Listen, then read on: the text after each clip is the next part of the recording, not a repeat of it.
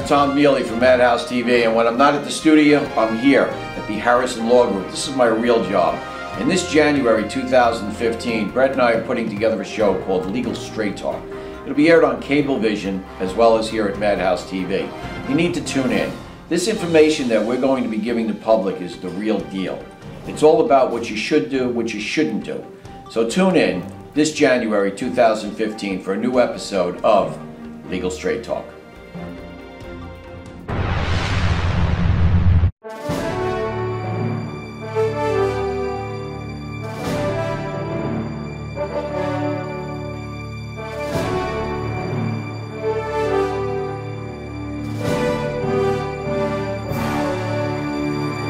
Hi, I'm Jerry Parisi. Join Tom Mealy and Tommy Marr right here on Cablevision Channel 20 each week for an interesting episode of The Long Island View.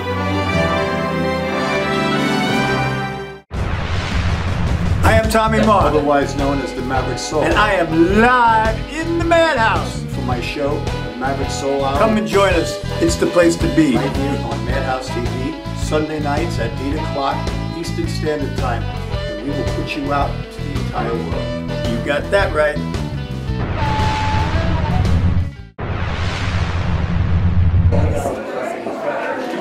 You're watching MadhouseTV.com. Stay tuned for the Filmmakers Show starring Jerry Parisi.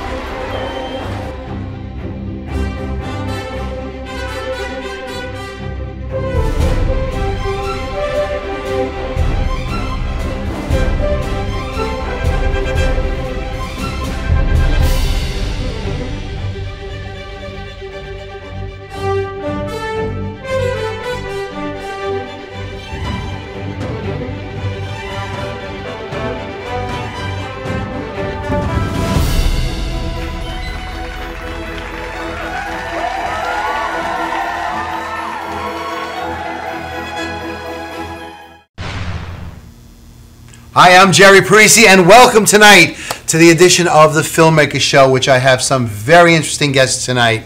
I'd like to also point out that Michelle Parisi is here with me, my co-host. So, we have an actor, author, and stuntman rolled into one hell of a nice guy. Ladies and gentlemen, I want to go right into my show and bring Mr. Drew Hendrickson in here. And Drew, thank you for coming to the show tonight. Thank you very much for having me. So, with all these different things you do, actor, author, and everything else in there, an all-around good guy. That's right. You can be a good guy too.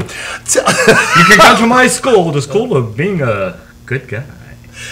Well, what is it you like most? Being a good guy, a stuntman. Let's go right into this. It's Tell me the all Being about a Good Guy School. Oh, that's right. So, welcome to the Being a Good Guy. I like being myself, and being myself is being all of the above that you just mentioned. I don't have a particular favorite that I like to do the most. I like everything adds into the complete whole, and I like being a complete person. Well, look at that. You don't even get multiple choice with this one. It just comes. No, I'm all essay questions. With me, it's short answer, essay, no multiple choice. Well, let's start from No Common Core here either. Oh, no more. No Common Core. No, I teach an elective class. Do you know we make fun of that all the time on our show? Yes. Let's see if we can come up with a good one. Let's say. It's got to be one pertinent to the last. Yeah. It's sort of like let's go with a math one. This is for all you Common Core haters. Well, you know, I'm a science teacher. I teach forensics. So. No, I don't have any forensics ones. We could probably say like, okay, 8 students were standing up, 4 students were sitting down, and 3 were about to leave. Where was the dead body? That's Common Core. There's your answer right there. I was going to say how many pyramids were built in Egypt, but you know what? It works. Yes, it does. So let's start. I met you as an actor years ago. Yes. But during that time, you're also a writer. Mm-hmm. You're also a black belt, ultra degree. What is your degree? I'm 4th degree black belt, 4th dan. So no one's going to get into a fist fight with him tonight. Have you met my mother? I have to go there after this. You don't make sudden moves in front of her. Really? Your mom's also into that? No, she's just Sicilian from Brooklyn. Oh yeah, that's not gonna. You don't. She's just natural like that. You don't make sudden moves. So your background is so varied, yet so pertinent, and we'll get into some of the movies you've been in. But first, let's talk about why you got into this industry. Let's start with acting. And where did it start? Well, actually, my writing background led into my acting background. Oh. I actually took up writing when I was going back for my master's degree. I have a master's degree in immunology. I needed more writing courses, so I went back and I took a screenwriting class. I thought that would be really, really interesting. And I got hooked into writing. Okay. So to expand on my writing, I figured, okay, everybody writes scripts, what's a little hook? Well, I've been doing martial arts for years, and I came across a stunt camp. Oh, that's interesting. So I went to a stunt camp sponsored by Michael DePasquale Jr., upstate New York. So I took that, and I really enjoyed doing the stunt work. And hang on 1 second. Michael DePasquale of upstate New York is who? Michael DePasquale Jr. Owns a dojo in New Jersey. Very famous martial artist. His father, DePasquale Sr., very famous martial art.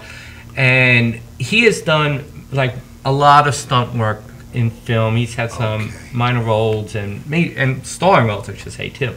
But he runs a stunt camp that I went to. Okay, back to the story. So I started doing that. But to get more stunt gigs, they told me to take more acting classes. So I started taking acting classes with Lisa Regina, who I believe you know. I do know Lisa. I've never had the pleasure of having her on my show, but that'll be one of my people I'll ask. And out of all the things, the acting gigs started coming around more. So the acting gig has led to stunt work, and the stunt work has led to people reading my stories. And so they all kind of complement together. Yeah, everything complements together, and I actually have 3 novels out, and one of them got translated into Italian. And actually I have to thank my teaching job for that. My first year teaching, this wonderful mother by the name of P.J. McIlvain, she had just had a movie produced by Showtime, by Mimi Rogers. Oh, okay. And she read my stuff, really liked my stuff, introduced me to her agent, and her agent, Susan Hart, read my novels, and long story short, got my novels published. With the novels published, and with the stunt and acting background, now people started taking notice of me, and that's how I got into this wonderful career. I got to meet you. So now, well, we met on Here's to Us, which, believe it or not, we're actually meeting on Saturday of this week with the publisher of the book. The book was completely rewritten, but this is not about that. It's about you. But to talk about books, these are your novels? Yes, they are. So these are already published. They're out there. You can buy them in Yes, they're on Amazon.com. They're on BarnesandNoble.com. They're Kindle. They're all available on Kindle. That's great. That's an amazing accomplishment. Well, thank you very much. That's wonderful, actually. And these are what fed into your career. This is what got me noticed. The novels, getting the published novels done. Because everybody's a writer. A lot of people write. A lot of people have story ideas. And I always tell people, like, don't just have an idea. Complete your idea. Come to fruition with it. And the fact that the novels got published, and they're not self-published. Right. They a publishing house, Arc Book, Rob Vigilinas, down in Austin, Texas, runs Arc Books. He read my novels, loved them, published them. So then people notice that. And then when you're on set and they find out that, you can also do stunt work. I do fight scenes all the time. I've been squibbed and shot up. I'm either a cop or a thug. I don't get to play a lot of whimsical fantasy. I'm a cop or a thug all the time. But when you do something like that and you do fight scenes, both ends of the spectrum. It is both. Both ends of it. In my opinion, you're more policeman-like than thug-like. Yeah. As I'm getting old, as I get older, I'll become more thug-like. Well, as my hair thins more. It's more. We don't get old in this business. We don't get old. Okay, as my hair becomes more seasoned. There you go. More salt and pepper, and it's good. Salt, pepper, and transparent, and The more I go for like the short crop flat, so it's like I get military roles, Yeah, I and can see cop it. roles. I And can see that. And because I I teach can see that. forensics, and I also teach forensics for Syracuse University, they like having me on because like I set up the blood spatter for them and other forensic Sets up the tips. blood spatter. Yes, I My wife sets up the blood spatter with bang me in the head once in a while. That's it. do. Well, you be able to see if it's low velocity or high velocity. And Is there really such a thing as oh yeah, low? oh absolutely. If you see bigger drops of blood, that was low velocity, like a frying pan. If you see more of a spread, like an aerosol, like lots of tiny drops, basically it means like you got shot or hit for something with a high velocity. You're watching this just in case you're going to form your own murder, right? Watching three of those shows. So this now leads us into more of the acting world. You happen to work with some wonderful people who we know. Donna McKenna, Yes. an incredible casting director. Yeah, one of my best friends. Wonderful woman, wonderful. Donna, I've actually known longer than just about anybody.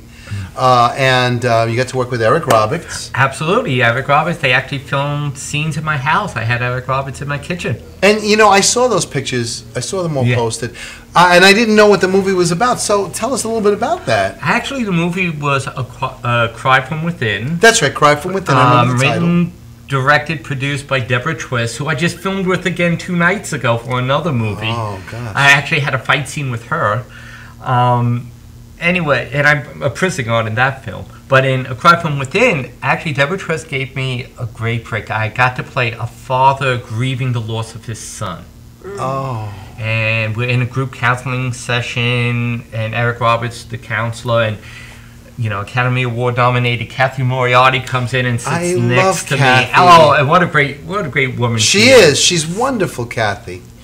And I got to work with 2 Academy Award nominated actors, and That's a lot of really it awesome. turned out to be improv too. That's And great. and wonderful people, and the nicest people.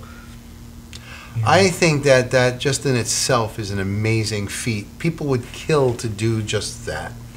The amount of work that some people do to get nowhere, and well, with you obviously have a multifaceted.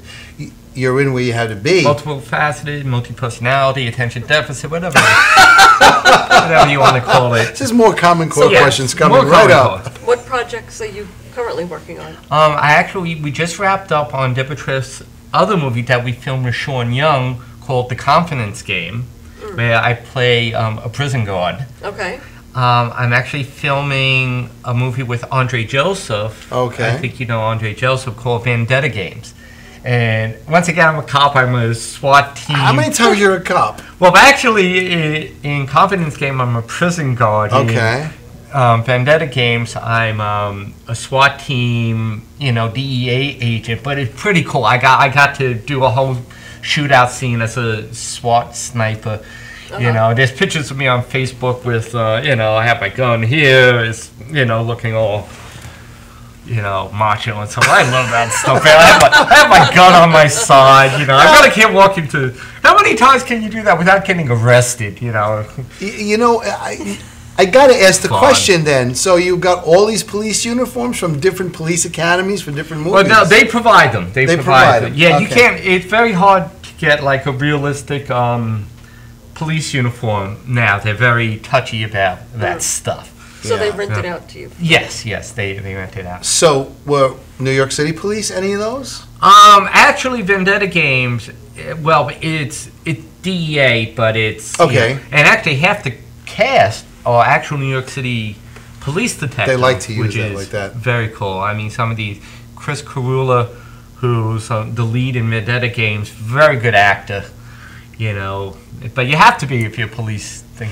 Well, yeah, sure, especially that. So, and then some of the other uniforms, just like a guard uniform, things like this. Yeah. For Confidence Game, it was a guard uniform provided by Corey, who you know from. It's amazing how many people we all know. Well, that's why it pays not to be a jerk. You're a jerk to one person. Everybody knows it. It's really true People because really need to take heed of Oh that. yes, that's why. Yeah. That's why in films, if you ever notice, you'll see a film, and you see an actor. Wow, that actor really has a career set out for them. then you never see them again because they're jerks. I've actually seen that happen. Yeah, Yeah. that's true. It's an incredibly small world that we work in, and depending on where you are, whatever region, you tend to wind up meeting so many of each other, and then you're lucky enough to work with some of them, and it's a nice thing, you know? Well, it's funny. There's a script that I wrote, a film that was originally called The House Sitter, then was called Silas, and now it's called In the Dark. And if all goes well, it's going to be filmed in Jackson, Tennessee this summer. Oh, that's nice. And the executive producer is a man by the name of Tom Cully. It was put together by Robert Gordon Spencer. Okay. But long story short, like years ago, I introduced Robert Gordon Spencer to Donna McKenna. Wow. Well, years later, he calls Donna McKenna to help him cast the movie, and Donna McKenna goes, "Isn't this your film? Isn't this the script that you wrote?" I'm like, "Yeah, that's the script that I wrote." They sent me like the first couple of pages, and I wrote the entire rest of the screenplay. But then like they tweaked it a little bit. I'm like, "Yeah, that's my script." And it's, wow. you know, small world. It's all everybody knows everybody else in some sense or another. Yeah. So is this movie that you're doing this summer, is this SAG or? Yeah, it will be SAG. Yeah, and I've been SAG eligible for 3 years now, you know, but it's like I've been, well, I like doing a lot of independent films, right, which too, are not usually and, SAG, you know, I actually got to play a giant squid in a martial arts fight. You never know when you need to. And, you know, it's like, Wait I a like second, how do you do a costume for a giant squid? Well, I didn't What make kind the of costume was costume. that? It's a giant squid. If you look it up on the internet, it's called it's called, oh my God, Cold Feet, Wet Dreams in the Kitchen Sink. And I play a giant squid in an axe fight. I have a giant axe. They rip one of my tentacles over and beat me to death with it. No, wait, and I don't know if I would have gotten that with my SAG card. Do you get to keep that costume? No, I didn't You get have to to keep return the that one, costume. too. I had to return that one. Even the tentacle they ripped out of my body. And here I thought had we'd to- keep a tentacle. But it at was least. weird. At the Yeah. rap party, it was calamad. Lots and lots of calamad. I don't know why. You know. All right, so let's sum this up now. Okay. You're either a thug, Yeah. several types of policemen, Yeah. Or a or a squid. A mollusk, excuse me, I prefer the term mollusk. Oh, Squid is too specific. Or excuse us. I have a broad range of mollusk. You know, put let two me- shells on me, I'll be a bivalve. There you. Common core. Let me. Yeah, I can see that. Those poor teachers. I can imagine what they're going through right now. Tell me about it. they're very- I just got done grading the air science and the living environment regions this whole week. You are by trade a science teacher, A yes. science teacher. Okay. Yes. And Teachers are pretty much all very ecstatic right now.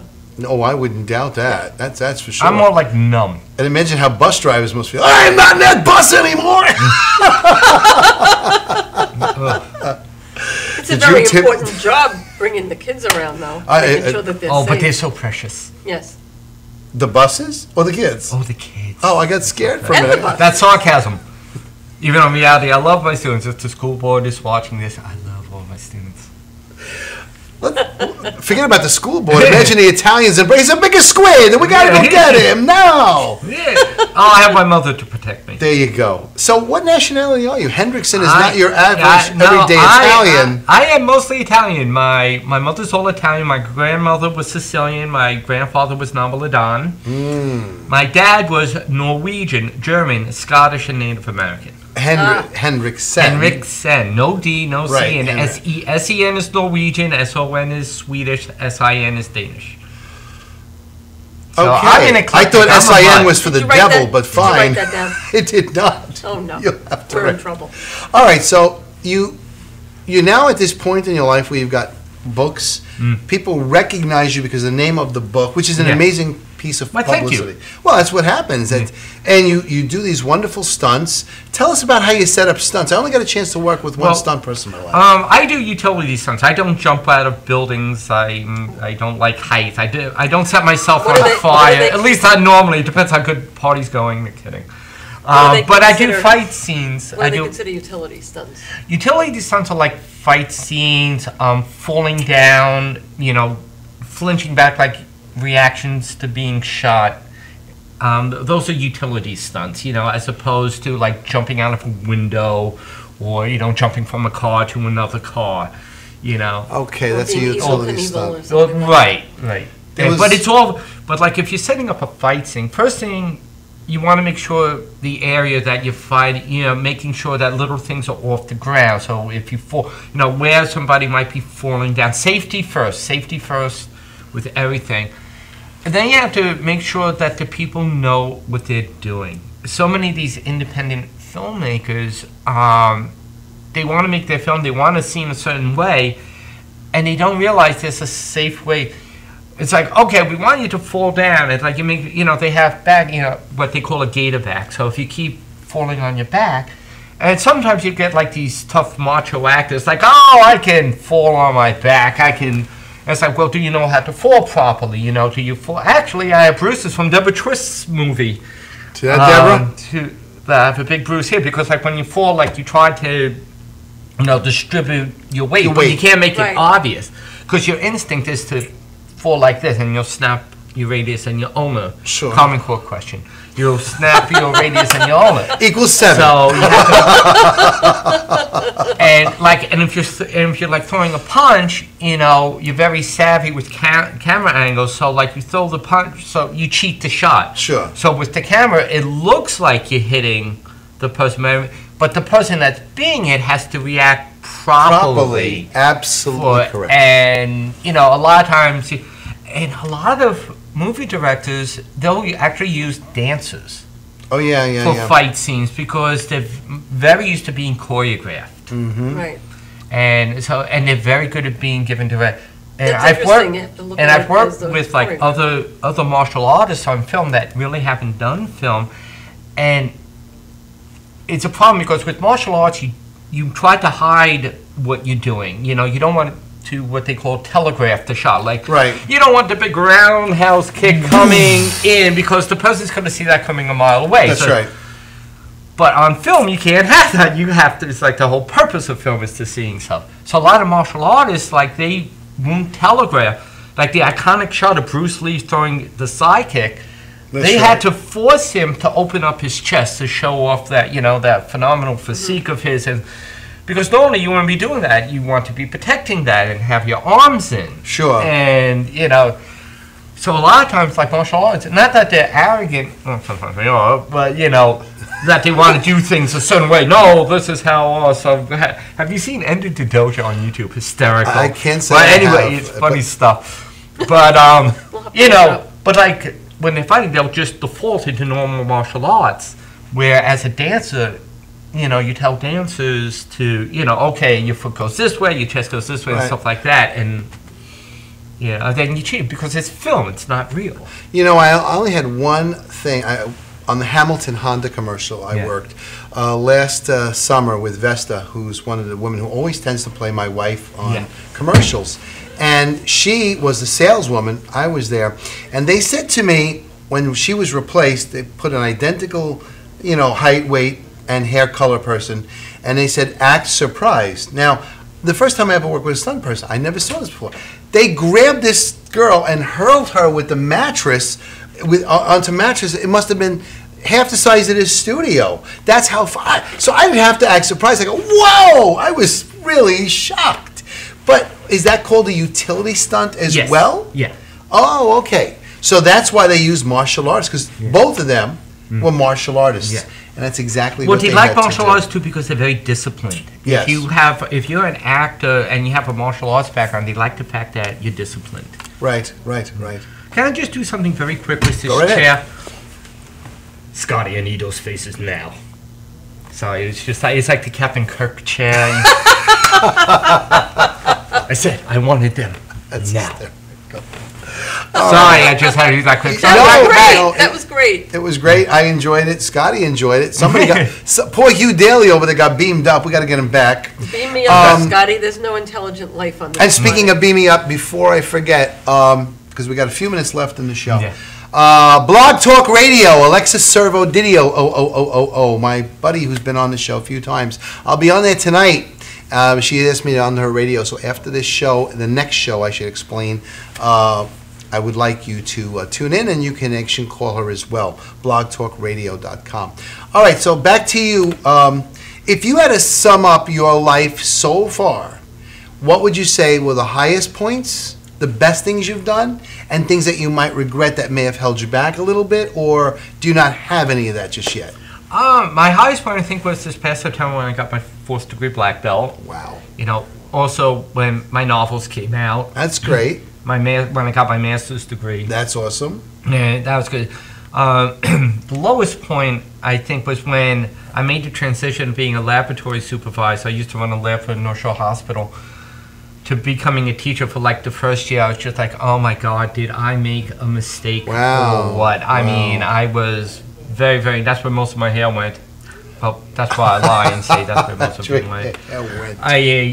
That was, but I think the biggest thing that has held me back is like I was very introverted as a child. I had, the youngest child, Catholic, I was very meek. I literally graduated high school, I was only 130 pounds. Now you look good today. You look good today. So it's like, when I overcame that and realized, you know what, you can do pretty much anything if you set your mind to it. And speaking of setting our mind, unfortunately, if you're watching us on Madhouse TV tonight live, stay tuned. We got another show with Mr. Hugh Daly. He's a filmmaker. He's amazing. If you're watching us on Channel 20, then we look forward to seeing you next week. So stick around on Madhouse tonight. We'll bring Mr. Hendrickson back with us, Drew Hendrickson, back one more time very soon. And I'd like to bring some of our other friends together, and it will be wonderful having you. Tonight, on behalf of the Filmmakers Show, I want to say thanks to Michelle Parisi, Violetta Analicari, Cheryl Dobson. I also want to say thank you to Janine Zerilli, Vicky Mealy, Tom Mealy, and Iconic Time and Mar, because without them, we would not have a station. Good night, everybody. We'll see you next week on Channel 20 or in a few minutes here on Madhouse.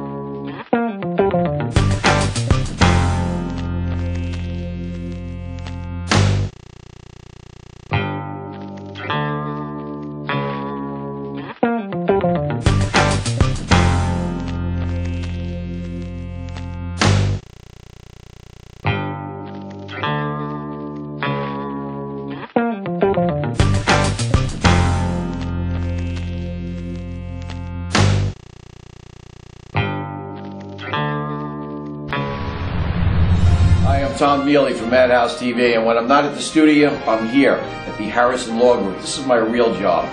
In this January 2015, Brett and I are putting together a show called Legal Straight Talk. It'll be aired on Cablevision as well as here at Madhouse TV. You need to tune in.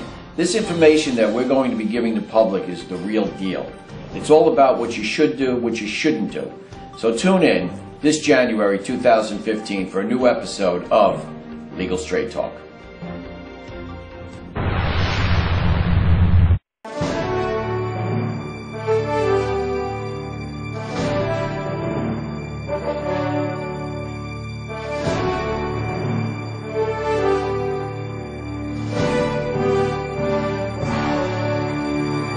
Hi, I'm Jerry Parisi. Join Tom Mealy and Tommy Marr right here on Cablevision Channel 20 each week for an interesting episode of The Long Island View. I am Tommy Marr, Otherwise known as the Maverick Soul. and I am live in the Madhouse. For my show, Maverick Soul Hour. Come and join us. It's the place to be. Right here on Madhouse TV, Sunday nights at 8 o'clock Eastern Standard Time. And we will put you out to the entire world. You got that right.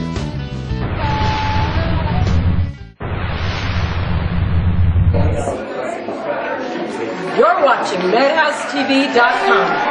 Stay tuned for the Filmmakers Show starring Jerry Parisi.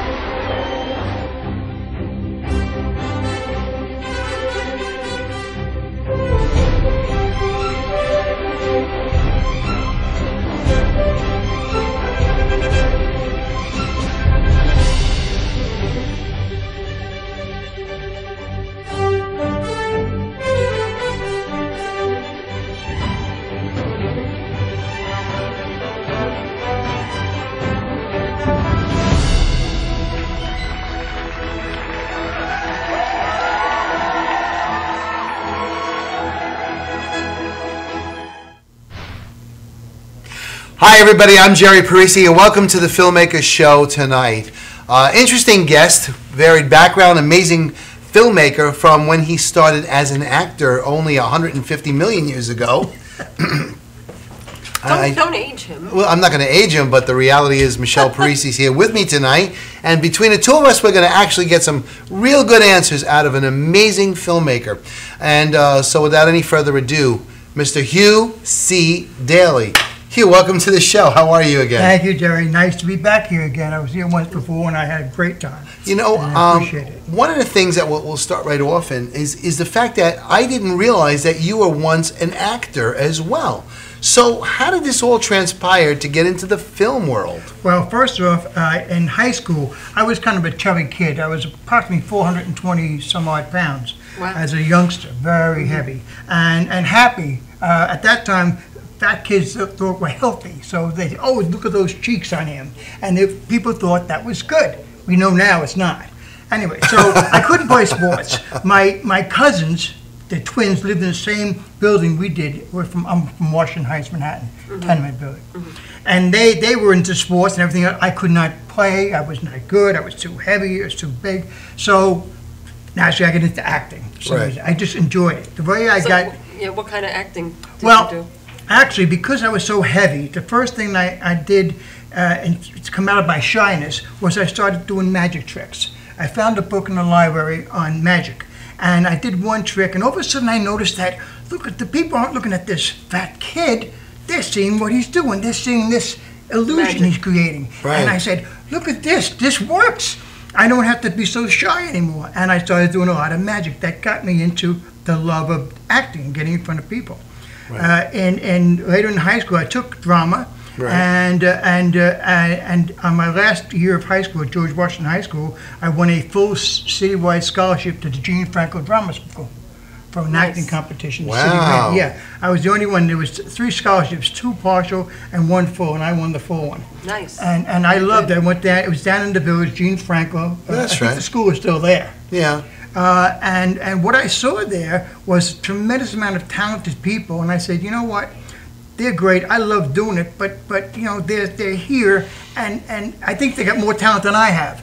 And I always had a thing about behind the camera too. So I said, you know what, I think I'd like to know behind And so, working a normal job at Columbia Presbyterian as a file clerk in the X-ray department, which is where I started. I went to night school, NYU, when you could get into NYU at that time. At that hour. Yeah, and I went nights for 3 years, and I got a certificate in cinematography. I was taught by a guy called Saul Taffet. He was like the godfather in Hollywood of film producers, directors. He was or technicians, and he was just terrific. And that's where I learned my craft. Right. And from then on, I worked at the hospital for many years and always said, I don't want to actually retire doing this. I want to get into my own business. I love this business of filmmaking, and so I decided to branch out on my own. So back in 1977, I worked with another guy who started a business in Long Island called Isolate Video Electronics. Okay. And that went. I stayed there for a couple of years. I mean, I was still working at the hospital and commuting back and forth between Islip, Long Island, and Washington Heights. Wow. That's a long commute. Yes, I did it every day. I did it every By single train? day. By train, by Long Island Railroad. Wow. And then what I did is then I left Isolate Video, but my partner's son, Jeffrey Hopkins, and I became good friends, so we said, hey, let's start a business. And we started a business. So his name was Jeffrey Hopkins, and my name is Hugh Daly, so it was JHD. Oh, That's where it comes from. JHD. That's how that. Hence the hat. Hence the Hence hat. the hat. Yes. Hence the hat. Right. Now, Jeffrey Hopkins is no longer in the business. I bought Jeffrey out years ago. We're still friends, which is very unusual Right. for partners to No, still be that's friends. actually good. That's good. But we are. But he's not in the business at all. I think he's into real estate for the last couple of years. But I kept the business because I wanted to do it. We don't do personal videos. We do corporate, industrial, and independent feature films. Right, that's Nice. what you do. A beautiful And studio you do have you do it too. on location or just? Yes, video? in fact, we just re-equipped ourselves last year so we can do like 4 cameras on location, complete, do an infomercial anywhere we want to go. Everything is portable now, and it used to be years ago with all the heavy-duty equipment. I mean, you certainly remember how it used to be. Now, it's things high definition with full HD, the whole 9 yards, and the equipment is portable. It's easy. The lighting's all LEDs and what have you, so it's a lot easier to do. And, Sure. I'm just loving it. I mean, my best time for me, the best time I have is when I wake up in the morning and say, hey, I'm still here, I'm still doing this that I love. That's great. Now, do you do feature films? Do you Yes. do shorts? We do feature films and we do shorts. We do corporate industrial. That's where the money is, the corporate industrial and educational. Okay. I just did a series for the elderly on heart care, heart exercises. We shot it down in Jersey, and it's going to be used all over the East Coast for patients who have had heart surgery, elderly patients, as an exercise routine, very simple. And the whole, That's great. There was 18 we did, and we just put the DVD together. It's all done, now it's going to be used. So that's interesting. But and the filmmaking, I love Yeah. the filmmaking. And that's my first love. So right now we're in the process of working on a pretty big one called Trip to the Moon. And my editor, Brian Finn, who works with me for many years, he has written this. It's based on the George Millay Trip to the Moon, the original 1902. right. But it's being done in steampunk style. That's going to be interesting. And yeah, so we brought a clip, so maybe later on you take a look at it. Oh yeah, that'd be a great We'd idea. love to see a clip. Janine, if you got a clip ready, maybe we can run that clip. I think we'll get a clip together right now. Yeah, In fact. okay, yeah. But we're still shooting it. We're shooting more scenes next month, and then in November we're going to hopefully finish it up. It started as a short, and now it's going to be a feature. Trip to the Moon. Okay, so as they're getting Trip to the Moon ready, how big is the cast for that? I would say approximately about 18 people. 18 people. Involved. The Abraham Lincoln is in it. Now, the Abraham Lincoln is the actual Abraham Lincoln you've seen in TV commercials. Brian flew in from California. Really? Yes, Okay. yes. Okay. Good. So you'll see, and when they play the clip, that is the actual Abraham Lincoln that's in TV commercials. Right. It's him. So you're going to be up now. I think they're putting it up right now, so we can go through that. Okay. And this gentleman who plays Lincoln is part of it, and Sean Cullen Young, who's a young actor now, who's got some of the good roles out in Hollywood. he started as in our studio in a little independent film that I played his dad in, and that was shot, that Brian wrote in our studio, a little short, called Dr. Greco's, The Creation of Dr. Greco's. All right, I don't see it yet, but I guess it'll be coming up in a minute. Yeah. So, did you stay ready for that? Yeah, okay. Well, it's Brian, it's called BMF Studios. BMF Studios is JHD Productions. It's Brian, he doesn't have a company, but it's his production, and so he's put his name on it. Okay. And he rewrote it. You see the face, there's a moon face. Remember in the old original? I do remember that the moon moon face. hits the guy in the eye. Yeah, the bullet does. You're going to see that here, but it's me. It's my face they make into a moon face. Right, So that I remember seeing in the studio that day. Yes. All right, so let's see that clip. That sounds really good. So this.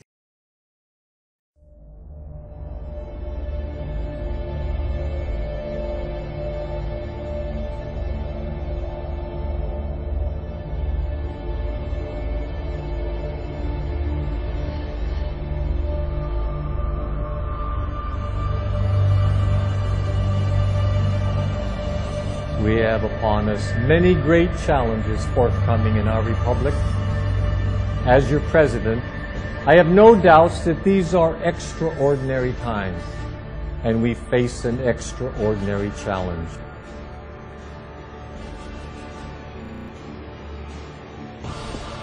Mr. President, it's an honor. The honor is mine, sir. Our strengths, as well as our convictions, have imposed upon this nation the role of leader in freedom's cause. Not just freedom from foreign nationals or domestic oppressors whose view of one man is property of their own. Freedom to go where no man has gone and to explore the outer limits of our world. You ready for this?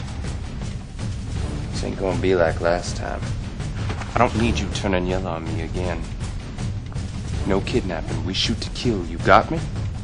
Lincoln, stop right there. What is the meaning of this? Cannot let you do this. I will be leaving on a journey.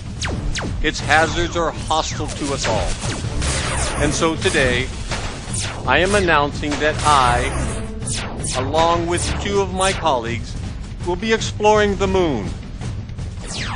Close the elevator door and get out of here. No, I'm not leaving you. Then we better start using that pea shooter of yours. Nothing beats real bullets, my friend. Better stay down or start using it. Shoot him!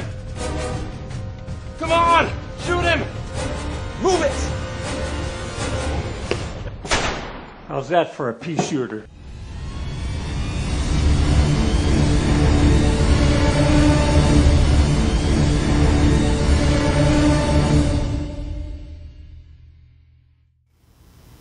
That's pretty damn good. I gotta admit, I'm impressed. And that you said was done in After Effects.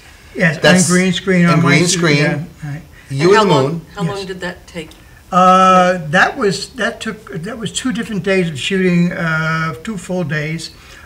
When they get to the moon, they're going to meet the moon people, and the leader of the moon is Zon, and I will be Zon. So I'm playing Zon in a special costume made for me. Now, again, I'm the DP, I'm the director of photography, and it always happens in these films. I end up getting a part in the film, because I think that's that acting bug that never leaves. That's wonderful, though. And you know what? That's wonderful. I think that's great. It's just the Lord doing it. So, and then we're shooting my scene. He's making a special costume. I don't think you're going to even see me because it's going to be some kind of giant costume I'm going to be in. And then in November, we're shooting the rest of the scenes. It's going to be, it was a short, now it's becoming a feature. Wow. Wow. Wow. Now, all of that is green screen, and I was at your studios. They're incredibly big, incredibly beautiful, incredibly well stocked is a good way of looking at your studios. And so the artwork for the background, where'd that all come from? That all comes from the mind of Brian Finn. That's all done. He creates that in After Effects, and he just builds these models and animates them, and it takes a long time. Oh, gosh. It's a tremendous amount of work. And he does it in a program called Maya, and he does it in After Effects, and he does it in God knows what. He just spends hours and hours and days and months doing it. But he loves it. This is his thing. This is his project of life, he feels, and he's going to make it happen. And I'm happy to be able to help him using my studio. We've got a lot of young filmmakers that come to me. I've got a 16-year-old kid that comes to me that wrote about 7 scripts. He wants me to help him produce it. Problem is, of course, there's money, but we're going to help him out anyway, because you know what? I was there. I know what it's like when you don't have any you got to money. always put back. You got to put back. You're absolutely correct. I've been very lucky. Thank God I'm here. I'm still healthy. I went through a triple bypass. I just had my own good eye fixed. So you're good to go. Knock on wood, I'm good to go, and the world is good, and I love what I do. Now that clip was how long? A minute and a half, 2 minutes? That was about 2 minutes. Yeah. And you said you filmed for 2 days. Yeah, well, there's more than that. That was just kind of. There's so much time that goes into filming. Yeah, you have to mark, like they mark the back of the wall with all sorts of little dots, so that when they do the traveling, they can lock it up. The actors have to know what they're supposed to be looking at. There's a big spaceship. I don't know if you saw at the end. There's a big spaceship, which they take off. It goes into space. Then they will land on the moon. There's a whole moonscape and moon people, some of which he has costumes. The guns and special things they use are steampunk type. Steampunk. I love that. So if you like steampunk, this is the film for you, because the unique part of it is being done in steampunk style. That's awesome. Let me ask you. There's a lot of art direction that goes into it, because even though they're doing it in a green screen, they have to be focusing the right way. Absolutely. So that when you know what's going to be added in later. Oh, of course. Right. And speaking of later, that's where I was going with this. What is the rule for editing again? What is it? 1 minute for every hour? I mean, 1 hour for every minute? Well, that depends. If you're doing animation, it's much longer. I mean, really? If normal editing, I would say a minute an hour used to be. I'm not an editor. Brian is, but the general rule is a minute an hour for a minute. But when it comes to animation, and when you're doing that, when you're building models and animating on top of a green screen, that's a little bit different. That takes a little more time. So for every minute, would you say 2 hours or 3 hours? Oh, probably 3. 3 hours for a minute of film. So. And I can understand that, because how much, when we do our work here, it's roughly about an hour a minute. And Yeah. So, because remember, they're creating elements. They have to create the element first, and then there's the reflections, and then this, and that. The shadows are put in. It's all a whole process. And, it's a process. It gets technical. Which a lot of people wouldn't understand. The average viewer for television doesn't know what goes into it. No idea, and that's the magic of it. That is the magic. It's really the magic happens in the editing room. Absolutely, yes. And so, absolutely. So how do you get? Pulls it all together. It's true. How do you get your cast together? How do you cast them, your people, for things like this? Well, a lot of times in some of the independent films we make, a lot of times the producers will come in and they'll bring their own cast. If they want us to cast, we'll put out a notice, usually on Backstage or something like that. Backstage is still used, yeah. And if we're looking for specific people, or depends on the budget. The whole thing today is budget. I wish the budgets for independent films were like they are for corporate industrial video production, but they're not, unfortunately. Oh, no. Corporate puts it in. Unless you've got, some big New York, company behind you. But I'm an independent guy. Everything in my studio I bought and paid for. It's mine, and I'm happy with it. I have good people working for me. The same clients come back to me every year. I don't advertise that much. We used to do a lot of government military stuff at one time when it was very popular. I don't advertise that much, but people know about me. Those guys over in Deer Park, JC, we know that. How many years are you actually doing production? Okay, I started, JHD was first formed as a partnership in 1979. Right. I was still working at the hospital coming out here. Then in 1984, we incorporated as a New York corporation, so it became JHD Productions, LTD, and we moved into our present facility in 1982, actually. We moved into where we are now, and we went to 3 different areas in the building, and we finally took over a 22 square foot studio, and we ripped everything out. 2,200 square foot. 100 square feet. Not 22 square foot, 2,200, that's right. And we ripped everything out and gave ourselves a space and built a green screen and built a wall and built whatever we needed to Sounds make. like a great work place. Oh, it is. It is. It's not gigantic. There are bigger places on Long Island, but you know what? We got everything we need. You know, we got the cameras, we got the grip. I'm from the film background, so we got a lot of film equipment, the big black shields and all the equipment that we use on a shooting on a film, we now use for video. So reflectors and masks and the whole 9 yards. What impressed me about your studio is everything is at, you know exactly where it is. So I said, oh, we need a piece of tape. And 1, 2, you walked out of a drawer, third one down, came 60 different types of tapes. Which kind of tape would you like? Yes. Yeah. Right? No, that's true. Yeah, we have to know. And as I say, we just re-equipped ourselves with LED, new lighting to make it more, you know, it's so expensive, the lighting, as you know. Oh, I know. And so now with the LED, we're portable. They go in the back of a car. They fold up. Instead of using 15 amps of power, they use 3 amps. And you still got the same light out. You have trucks here? No, I don't have trucks. We just rent when we have to go, because most of the time it's shot in the studio. If we have to go on location, the nice part about the new equipment is you can go in the back of a van, of an SUV. Okay. Which we did when we went down to Jersey. Sure. And we had 4 cameras, switcher, all the lighting we needed, everything we needed, and a teleprompter, of course, which now is portable. And in the back of a big SUV, and bingo, we were there. How important is a teleprompter? That's an interesting thing that you have that. Well, when you're doing corporate industrial, you really need to have that because if people aren't familiar with being on TV and talking to a camera, and it's difficult. So what I do is, because fortunately I have some acting background, is I tell them that it's a lot of wires and glass, but it's really not. Look at it as this is somebody you know. Put a face on that lens, because after all that wire and all the electrical cable and the glass and the tubes, it ends up being someone in someone's house, and you're looking right at them. So just put their face right on it, and it's a lot easier. And the teleprompter, of course, they can just read, and they don't see the lens. So. Right, they don't see the lens. That's a great thing, a teleprompter. Yeah. You know, I see that a lot of times in the news and whatever the case might be. So, your movie is how far along? We are shooting next month. They're shooting the moon scene of Zon, and then we'll be finishing it up for about 3 weeks of shooting in November. Okay. And then that will be it. Then it's being posted as we move along. All right. So what parts does Tom Mealy and I have in this thing?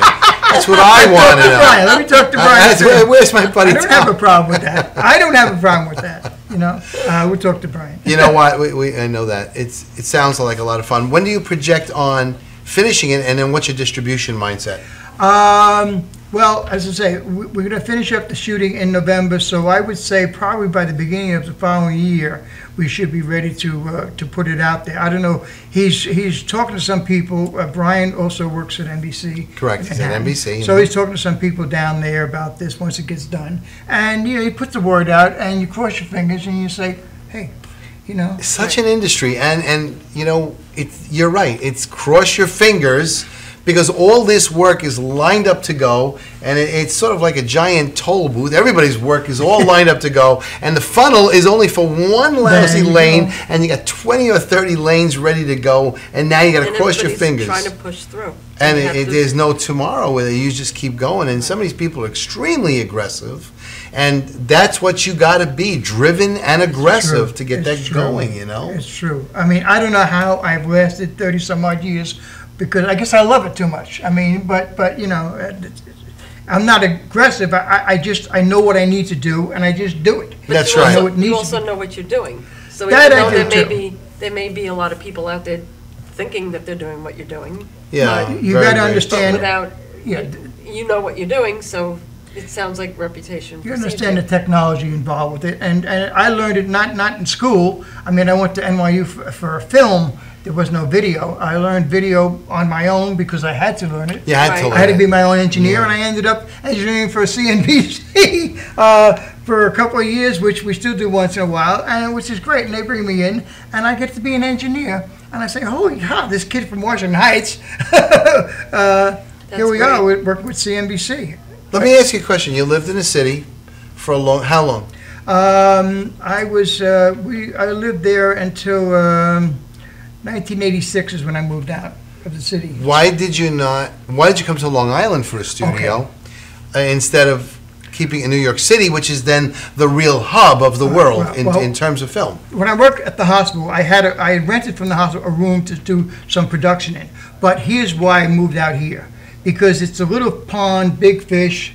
That's the whole mentality. If you're in Manhattan, you can't compete with that. I mean, I can't compete with the major production facility in Manhattan. I can't do that. Come out to Long Island, and now you're a bigger fish in a smaller pond, and you have a better shot. And I think that's the only reason I'm still going. And the rents are not like they are. I mean, if you go into Manhattan production studio, you're going to have a room, an entertainment room. There's going to be games. There's going to be all these accommodations. You can't do that. I mean, you know, so that's why. And I never thought it would work in Long Island, but I'll tell you right now, I love Long Island. To me, I'm a Long Islander. I mean, I was born and raised in Manhattan, but I love this. I love Long Island, and I want to stay here. Obviously. And you can get to watch us on Long Island Public Channel 20 in a few weeks. You can be watching. And unfortunately, the bad news at this moment is we're coming to the end of the show. And you have been here once before. You know I'm going to be inviting you back at a different interval. Thank you. And it's always a pleasure having a production company who really, really is in the works. You work every day. But our production company over here at Madhouse TV covers so much, and it can only be done because of the people like Tommy Marr, Tom Mealy, Janine Zerilli, and Vicki Mealy. You, Michelle, thank you for being on the show as well. And to all of you people who are watching Madhouse TV, thank you for watching the Filmmaker Show. A special coming up tonight. You'll be Skyping with Donnie Most. That's right. That would be Ralph Malph of the Brady Bunch. And, oh, I'm sorry. You know why I said Brady Bunch? Because I would ask Ralph Malph one question. What would it be like to work with Maureen McCormick of the Brady Bunch when she came on to Happy Days? BlogTalkRadio.com. Join me a little later on when I'm on Alexis Servididio's show. And on behalf of Madhouse TV and all the shows, we wish you a great night. Stay tuned for Ralph Malph, Mr. Donnie Most on the Long Island View. Good night, everybody.